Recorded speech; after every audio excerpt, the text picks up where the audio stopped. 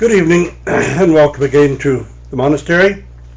And I want to touch on the Old Testament as about you again, but as I mentioned before, the books of Joshua and Judges are rather difficult to deal with. They're basically chronicles, and we know that there's some missing book of Joshua or Yasher from which the information in them was taken, but it seems we don't have an authentic copy of that book. So we're left a little bit up in the air, and I want to make a suggestion, because there's obviously a difference between the Israel under the judges and the time of the prophets. There's a difference in understanding of what life in Israel should be and what constitutes disobedience to God. The prophets were very much concerned with how the poor and the widows, the orphan, the disenfranchised were treated. And it was obvious from the prophets that God expected Israel to look after those people. And yet the law, in the period of the law, the period when the law was the most intense, the Joshua Judges, perhaps the Chronicles, the Kings, we see so much of Israel's energies consumed in conquering the land, wiping out whole cities, slaughtering whole populations, and that sort of thing. And the law itself sometimes seems awfully stern and rather harsh. I'd like to offer this consideration and comparison, not between the activity of Israel, but between the law and the time of the prophets, when aspects of the law were being explained rather differently than they might have been understood at the time of Joshua and the Judges. When Israel came back into Canaan,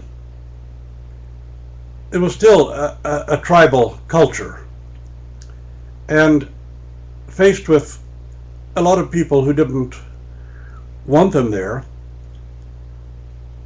it was necessary for there to be an almost absolute conformity among the tribes in order for their survival, in order to be able to pull together and do what they felt was necessary for them to do.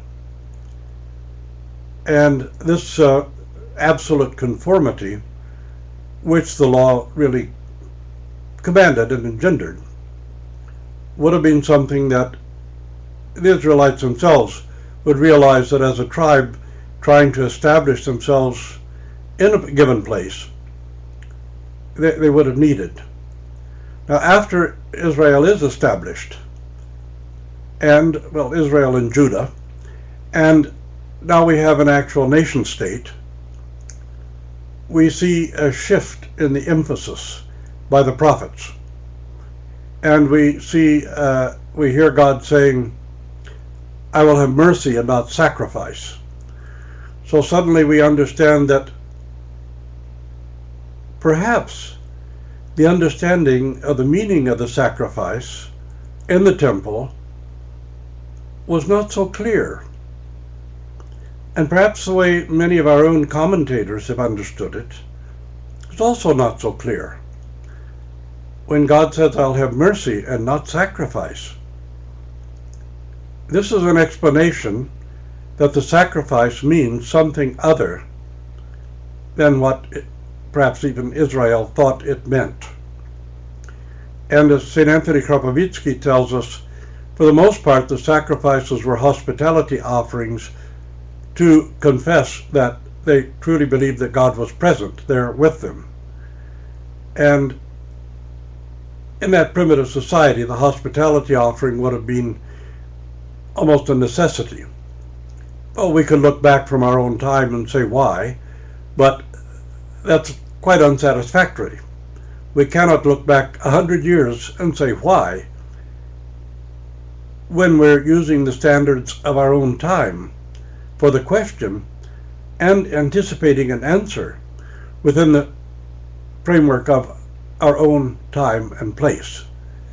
So we shouldn't expect that in the case of Israel either.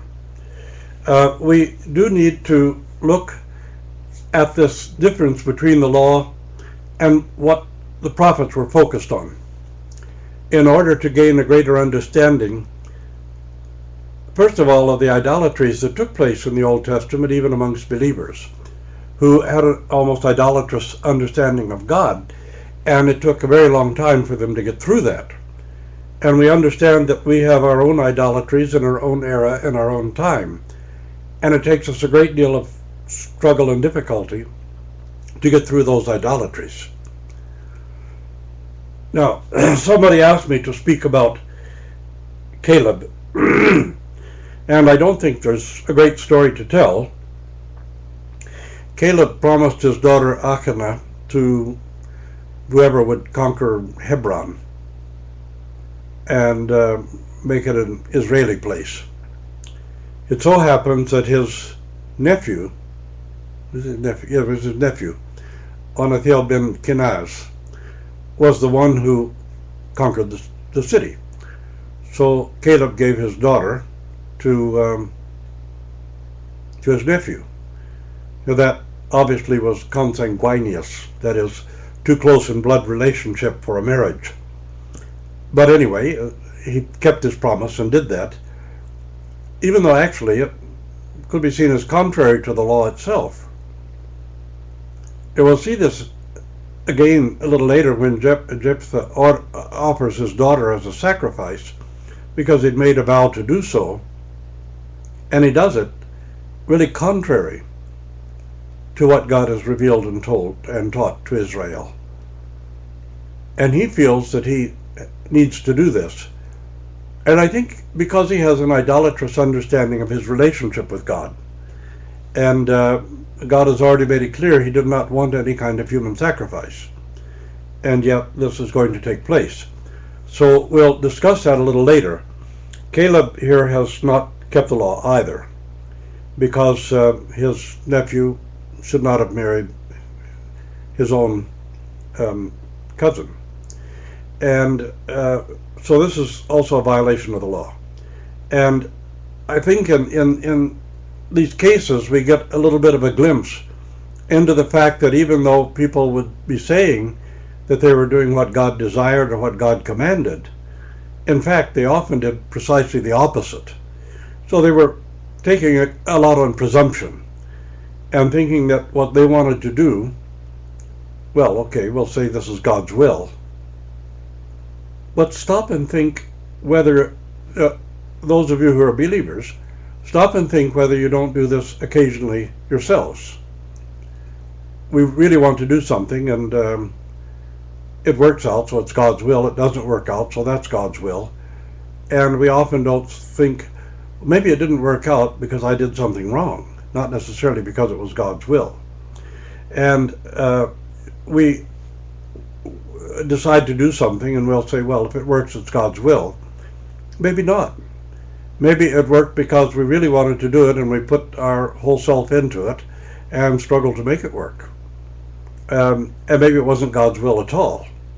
So sometimes we ourselves take this kind of a attitude, and our relationship with God in that case becomes somewhat idolatrous also. We have our idolatries in life, and everyone knows that. Those of you who are atheists have your own particular idolatries as well in life. So don't gloat. You know, sometimes we say, in the past, theologians have done rather dreadful things to each other, but of course so have scientists. Boltzmann actually ended up committing suicide because he was being ridiculed so much by his fellow physicists because he introduced the teaching of the atom, borrowed the idea perhaps from the atomists, the ancient Greek philosophers.